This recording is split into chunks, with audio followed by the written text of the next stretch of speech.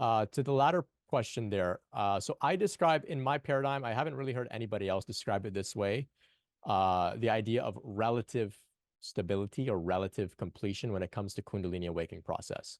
The reason I came up with this term, or the term came to me, you could say, was because I saw too many people becoming too fixated on the idea that there was this climactic point with fireworks where you become fully enlightened as a result of Kundalini awakening.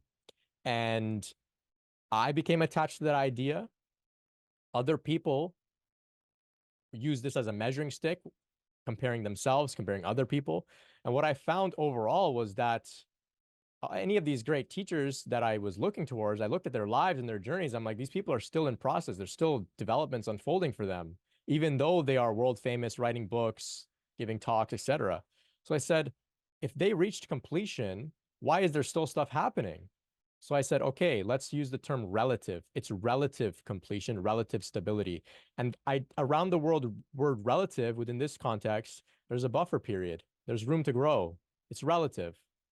As well, it keeps an individual, which, we can come to these points ourselves. It keeps you from going around saying, I'm fully enlightened, and either becoming arrogant or causing people to think you're insane.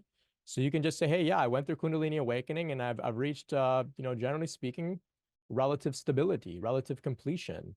I overcame some of the difficulty associated with an intense purification process. And I feel stable now. I feel like I can go back out in the world and live with this awakened state of being now. The process has reached a point of relative stability. So that's the way I like to describe it.